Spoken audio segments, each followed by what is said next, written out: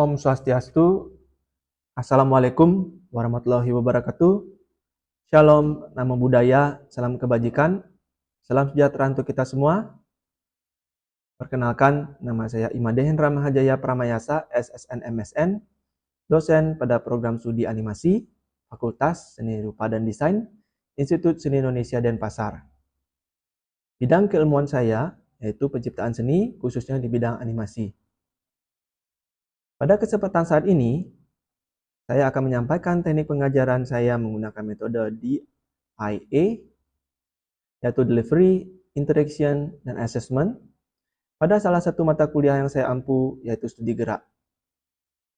Mata kuliah ini memberikan pengetahuan dan praktek menggambar rangkaian gerak karakter animasi melalui pendekatan observatif dan analitis untuk menciptakan gerakan karakter animasi menoleh, mengangkat benda, melempar benda, berjalan, berlari hingga gerakan yang bervariasi dan ekspresif. Dengan menggunakan metode problem-based learning, mahasiswa diajak menganalisis cuplikan pergerakan karakter, mendiskusikan efektivitas gerakan, serta memecahkan persoalan visual dalam pergerakan karakter animasi berdasarkan prinsip-prinsip animasi. Selain menghasilkan rangkaian gambar gerak, mahasiswa dapat mengembangkan sensitivitas terhadap penciptaan ritme gerakan karakter sehingga dapat membuat gerakan karakter animasi yang meyakinkan, tampak alami, dan hidup. Adapun capaian pembelajaran yang diharapkan yaitu: pertama, mahasiswa mampu memahami wawasan studi gerak yang diperuntukkan untuk pengolahan gerak karakter animasi dengan penguasaan teknik key push, in between pose to pose, timing and spacing, action line, sehingga dapat mempraktekkan membuat gambar pergerakan karakter menoleh dan mengangkat benda. Yang kedua, mahasiswa mampu menciptakan gerakan kegiatan melempar benda dan gerakan berlari ataupun berjalan dengan penekanan prinsip-prinsip animasi. Untuk selanjutnya yang ketiga, mahasiswa mampu memahami teori dan menciptakan gambar rangkaian pergerakan karakter yang bervariatif dengan penekanan pada gerakan inti dan gerakan pendukung untuk mendapatkan kesan gerakan yang ekspresif dan bermakna, serta mempresentasikan juga hasil karya dengan penuh tanggung jawab. Adapun materi pembelajaran yang akan diberikan yaitu: pertama, wawasan penciptaan gerak karakter melalui pemahaman key push, in between, dan pose to pose. Yang kedua, memahami action line, timing, and spacing. Yang ketiga, penerapan key push, in between, timing, and spacing pada gerakan kepala karakter yang sedang menoleh.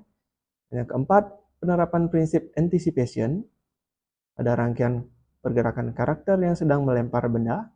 Dan yang kelima, penerapan arc dan anticipation untuk praktek menggambar pergerakan tangan yang sedang melempar atau mengayun. Kemudian yang keenam, perbedaan pose dan action line dari gerakan karakter yang sedang berjalan dengan pergerakan karakter yang sedang berlari. Dan yang ketujuh, menciptakan gerakan karakter yang ekspresif melalui penerapan prinsip secondary action, follow through, overlapping, dan exaggeration. Mode pembelajaran yang dilaksanakan secara sinkronus dengan tatap muka di kelas menggunakan pendekatan problem-based learning dengan metode ceramah, tanya jawab, diskusi, dan penugasan. Tugas yang diberikan berupa gerakan karakter animasi 2 dimensi serta sebuah artikel sebagai penunjang pengetahuan. Adapun pelaksanaan pertemuan di kelas dilaksanakan sebanyak 16 kali pertemuan, yaitu pada pertemuan pertama memberikan kontrak perkuliahan dan ruang lingkup studi gerak. Pada pertemuan kedua membahas materi mengenai dasar penciptaan gerak dengan memahami pengertian dan perbedaan dari key push, in between, pose to pose, serta penerapannya dalam membentuk gerakan karakter. Pertemuan ketiga menjelaskan konsep timing dan spacing dalam animasi serta perannya pada kecepatan gerakan. Pertemuan keempat menjelaskan fungsi action line sebagai dasar pose dinamis. Pertemuan kelima membuat rangkaian gambar gerakan karakter menoleh. Pertemuan keenam diskusi dan merevisi rangkaian gambar karakter animasi menoleh. Pertemuan ketujuh menekankan pada prinsip anticipation dalam gerakan karakter mengangkat benda. Pertemuan ke-8 melaksanakan evaluasi pengumpulan tugas dari tugas 1 sampai 3 dan artikel mengenai studi gerak. Pertemuan ke-9 menerapkan arc anticipation, timing and spacing pada rangkaian pergerakan karakter melempar benda. Pertemuan ke-10 diskusi penyempurnaan arah, lemparan, pose tubuh, dan gestur karakter.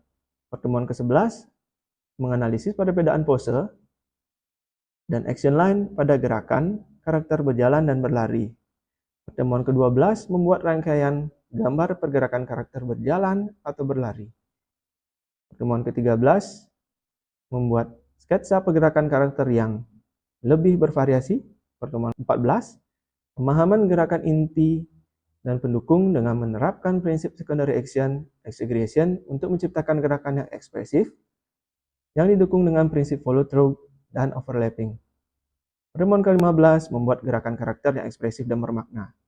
Pertemuan ke-16, pertemuan akhir, yaitu mempresentasikan karya dan pengumpulan tugas karya animasi keseluruhan. Dalam pelaksanaan kuliah studi gerak, pengajaran yang saya gunakan yaitu menggunakan teknik DIA, di mana delivery, yaitu saya menyampaikan materi pokok dan juga menggunakan cuplikan berupa video animasi sebagai contoh studi kasus dalam menganalisis gerak karakter animasi. Melalui contoh video tersebut, saya mengajak mahasiswa menganalisis suatu gerakan animasi, kemudian memantik interaksi mahasiswa untuk menjawab pertanyaan dan berdiskusi mengenai studi gerak dari karakter animasi. Untuk interaction, itu saya berinteraksi menggunakan WhatsApp group dan Google Drive untuk pengumpulan tugas praktik. Untuk assessment, saya memberikan tugas pada beberapa pertemuan dan mengevaluasi tugas tersebut untuk memaksimalkan hasil pergerakan animasi. Dalam proses penilaian atau assessment, itu dilakukan dengan penilaian proses dan tugas-tugas yang diberikan dengan bobot kehadiran 10%, kontribusi aktif 40%, hasil karya 40%, kognitif atau pengetahuan 10%. Selanjutnya, berikut ini cuplikan video pengajaran mata kuliah studi gerak pada pertemuan ke-14. Selamat menyaksikan. Selamat pagi semuanya. Ya, jadi pada hari ini ya kita bertemu kembali di kelas mata kuliah studi gerak, yang mana pertemuan hari ini itu kita berada pada pertemuan 14 sesuai dengan rancangan pembelajaran semester. Itu materi kita hari ini yaitu penerapan secondary action dan exaggeration pada pergerakan inti karakter. Tentunya pertemuan lalu, pertemuan 13, saya sudah memberikan adik-adik mahasiswa di sini tugas untuk membuat gerakan kombinasi. Nah, dari tujuan untuk penerapan materi ini adalah untuk mengembangkan ya, gerakan kombinasi yang sudah Anda kerjakan sebelumnya. Ya, untuk itu nanti saya akan berikan video, silakan dianalisis ya, seperti apa pergerakan yang ada pada video tersebut ya.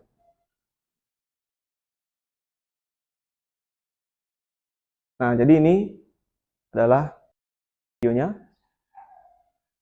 Jadi perhatikan pergerakan karakternya. Sekiranya apakah ini sudah menerapkan prinsip secondary action? Ya, silakan. Izin menjawab, Pak.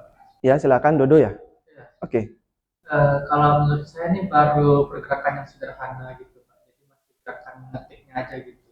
Jadi nggak ada gerakan-gerakan lain. Jadi menurut saya belum ada gerakan secondary action. Oke ya. Jadi Dodo mengatakan tidak ada atau tidak menerapkan ya.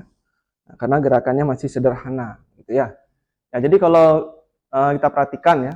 Nah, ini gini biasanya ya gerakan sederhana yang dikatakan tadi Dodo itu masuk ke dalam konteks adalah gerakan inti, gitu ya, gerakan inti dari karakter.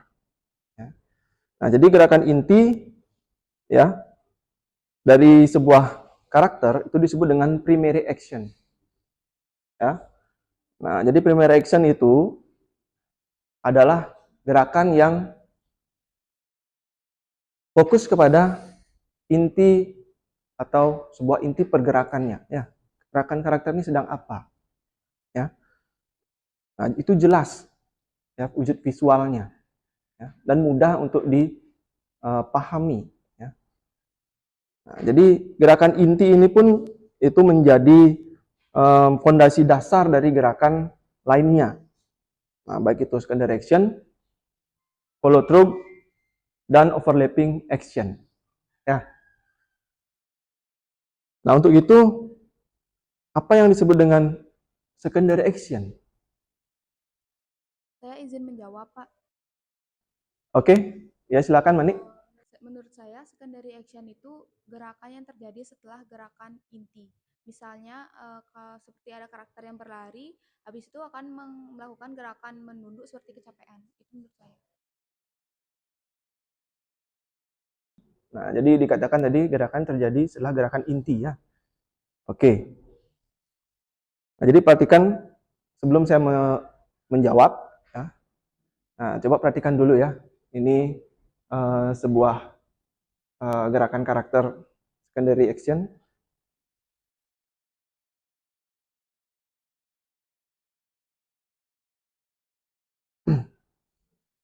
Oke ya. Nah, ini ada dua cuplikan. Yang satunya sedang mengetik, yang satunya sedang itu merasa apa namanya kegiatannya itu bergeraknya menunggu, ya, duduk ya, sambil menunggu, dan itu gelisah begitu ya, gerakannya gelisah. Nah, jadi kalau kita perhatikan ya, dari gerakan karakter yang sedang mengetik ya. Nah, tadi di pergerakan inti ya. Nah, itu sebenarnya kita bisa pahami ya. Oh, gerakannya ini adalah orang yang sedang mengerjakan sesuatu ya, dia mengetik, wajahnya itu cemberut seperti ini ya, seperti ada sesuatu yang kesannya menakutkan gitu ya. Nah, tetapi ketika nanti kita berikan ini gerakan ya, nah, pendukungnya, nah seperti secondary action tadi ya. Nah, ini tangannya itu ya. Nah, jadi tangan yang mengusap keringat. Nah, di sana gerakan tersebut akan menambah ya, atau menambah makna atau memperdalam konteks dari narasi visual gitu ya. Nah, kalau Anda simak ya tadi, kalau sudah ada gerakan yang tangan itu ya, nah ini kan memberikan kesan bahwa ini pekerjaannya benar-benar sulit ya. Ya kalau mungkin tidak ditambahkan tadi, ya mungkin kesannya masih dia menonton apa ini, ya menakutkan sepertinya, gitu ya. Tapi ketika dia diberi seperti ini, nah itu lebih jelas maknanya, ya bahwa orang ini sedang sulitan, gitu ya. Nah, jadi yang kedua, nah ini ada gerakan dari kakinya, begitu ya.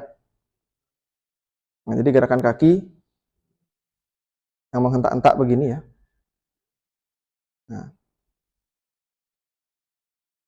Nah, jadi kalau kita lihat di sini nuansanya kebingungan atau gelisah. Nah, tapi dengan hentakan tangan dan kaki di sini yang mendukung, sehingga rasa gelisahnya menunggu itu akan menjadi semakin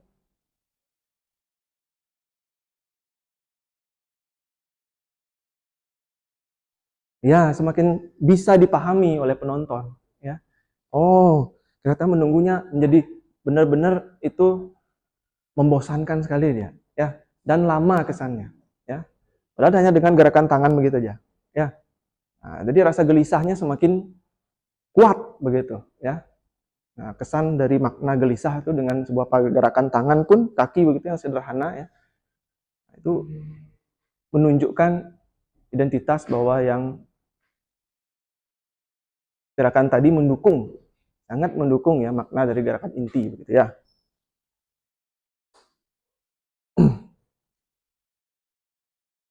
Nah, selanjutnya, sekarang kita harus memahami dulu ya perbedaan dari gerakan inti dan gerakan pendukung.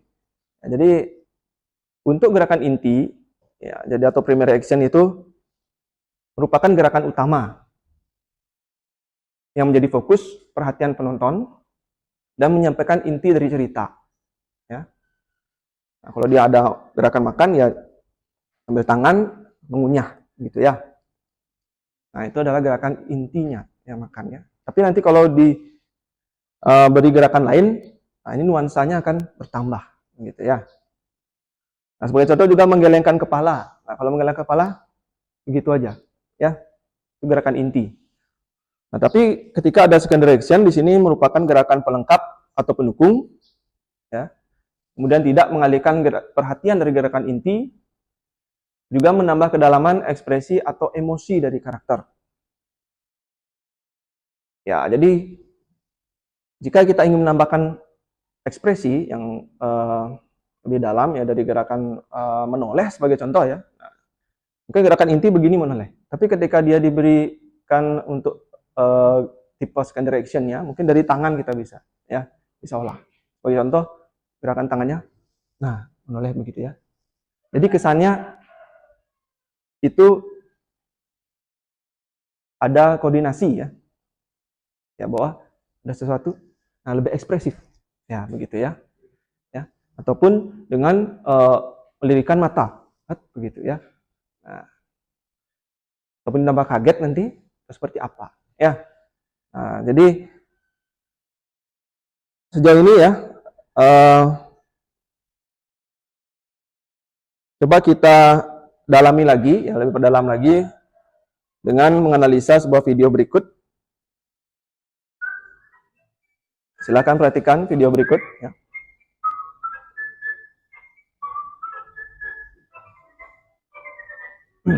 Nah, ini adalah video gerakan dari Mickey Mouse sedang mengepel. Ini jam dinding bahkan dipel ya. Ya, jadi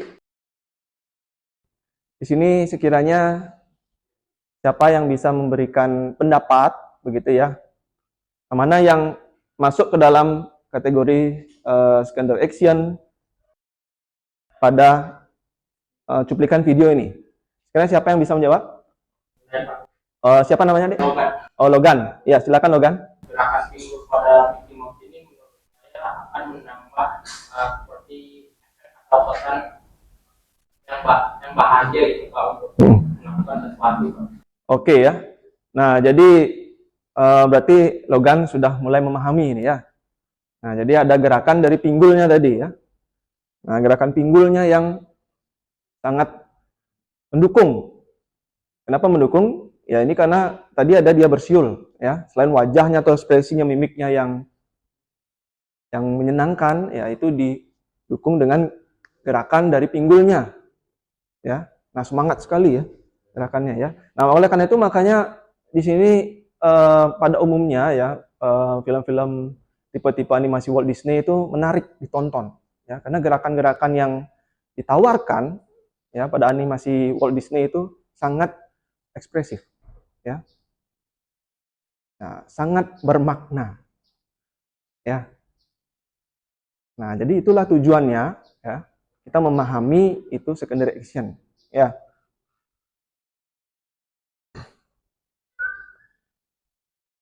Nah, jadi untuk menciptakan gerakan yang ekspresif ya, tentunya bisa juga dengan menambahkan prinsip lainnya, yaitu follow through dan overlapping dan juga exaggeration ya.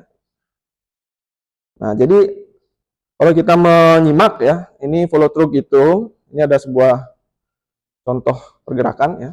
Nah, jadi follow through itu adalah bagaimana gerakan yang terjadi setelah gerakan utama. Nah, jadi ada dua buah objek ya. Baik itu tubuh, karakter ataupun benda lainnya ya. Nah, jadi ketika karakter berhenti bergerak, objek dari baik itu tubuh ataupun ya objek lainnya dari karakter itu bergerak ya setelah gerakan inti. Nah, itu intinya dari follow through ya. Sedangkan kalau overlapping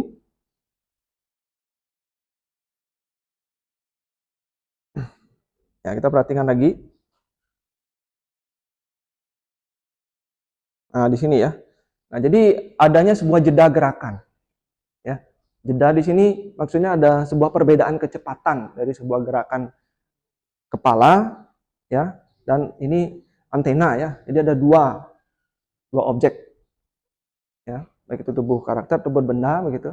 Tapi di sini yang menjadi poinnya adalah perbedaan kecepatannya. Jadi kedua prinsip ini yaitu bisa memberikan tampilan gerakan yang lebih alami untuk karakter. Ya, itu poinnya. Selain itu juga bisa menambahkan tipe exaggeration ya. Jadi pola exaggeration itu bagaimana kita membuat gerakan yang prinsipnya itu lebih menekankan kepada pola yang melebih-lebihkan. Nah, ini semakin lagi ekspresif nanti gerakannya. Ya. Nah, seperti contoh, ini ada gerakan memukul. Nah, itu perbedaan antara dua gerakan A dan B di sini. Nah, yang sebelah kiri, ya di sini ya. Sebelah kiri ini. Yang ini. Ya. Nah, itu pola exaggeration-nya jelas. Ya. Terlihat tadi dari lengkungan atau lekuan pose ya dari tubuh karakter itu lebih ekstrim. Nah, jadi kalau Anda mau menerapkan exaggeration, silakan berikan postur atau gestur ya atau pose-pose dengan tipe-tipe ekstrim. Sehingga pola-pola exaggeration akan menjadi lebih muncul. Nah, jadi pola-pola exaggeration ini biasanya banyak pada kartun. Nah, ini untuk menambah kesan lucu, ya. Nah, ada bola mata yang melotot sampai keluar, ya, ataupun marahnya itu sampai mukanya memerah, ya, memerah kemudian keluar asap dari telinga, ya, ataupun teriak mulutnya sampai terbuka lebar, ya. Nah, jadi itulah pola-pola exaggeration. Mari kita simak lagi video ini. Nah, ini adalah gerakan melempar benda. Nah, jadi itu ya. Jadi pada gerakan ini ya, si Goofy ini, ya, cuplikan tadi itu menerapkan prinsip-prinsip baik itu dari gerakan intinya kan melempar saja. Ya, tapi ketika diberikan prinsip yang baik itu secondary action, ya, exaggeration, follow through, dan overlapping. Nah, jadi tampilan dari gerakan-gerakan karakter akan lebih ekspresif dan menarik dan penuh makna, gitu ya. Itu gerakan yang begitu, ya, putaran yang tadi itu benar-benar maknanya akan memutar yang keras, ya, melempar yang luar biasa keras, ya. Ya, pose dari tangan, pose dari kaki, ya, pose dari pinggulnya juga yang apa namanya yang bergerak begitu ya.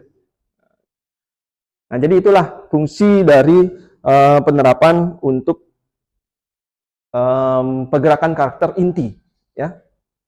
Nah, sehingga nanti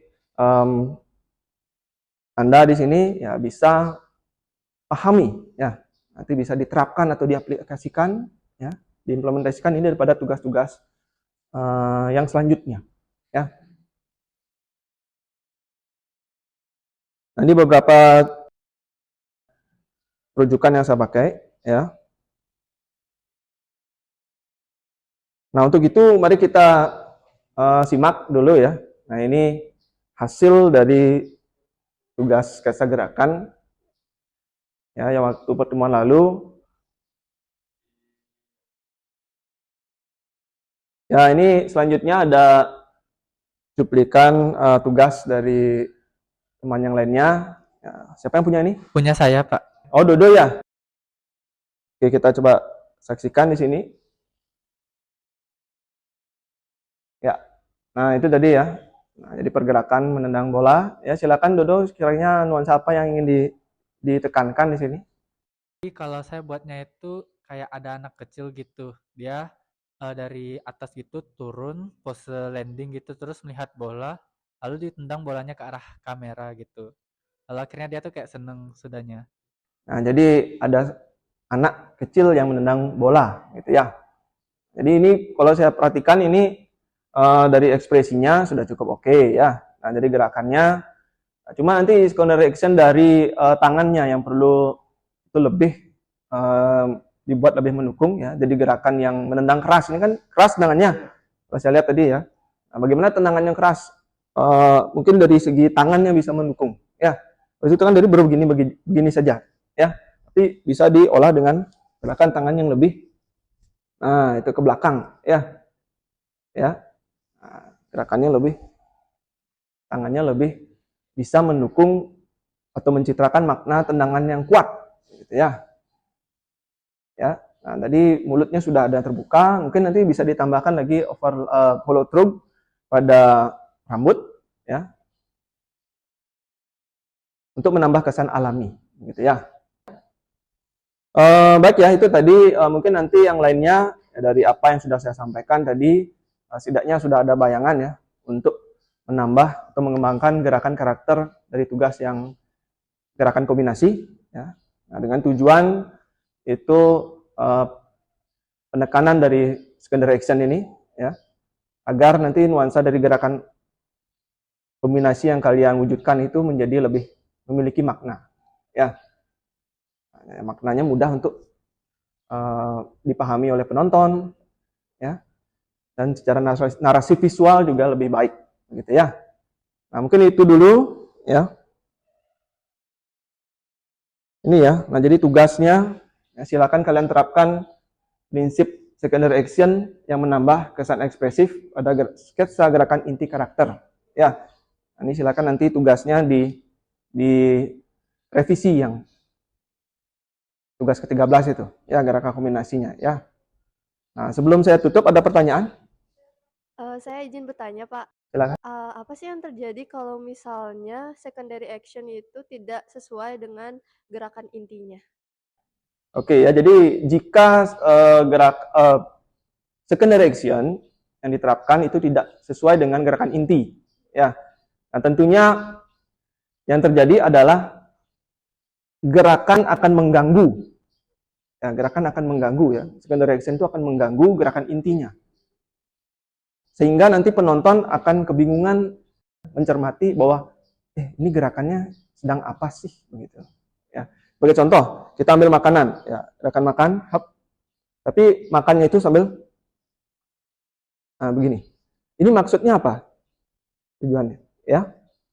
Kan mengganggu kesannya ya. Tapi bagaimana kalau makan, kita ambil ya gerakannya dari ngambil, kemudian dimakan. Nah, ya. Ya. Nah, atau sambil makan ada gerakan tangan yang mendukung ya. Nah, jadi penonton akan mudah untuk memahami bahwa itu dia makannya sedang makan ya, makanannya enak ya. Nah, itulah fungsi-fungsi penerapan dari secondary action ya. Bagaimana? Cecilia, sudah paham ya? Oke ya. Nah, jadi mungkin itu ya yang kita bisa cermati bersama ya. Ya, untuk selanjutnya ya silakan nanti diperbaiki lagi ya tugas-tugasnya ya. Untuk itu saya ucapkan terima kasih ya. Kita bertemu lagi pertemuan selanjutnya. Sampai berjumpa lagi. Selamat pagi dan terima kasih ya.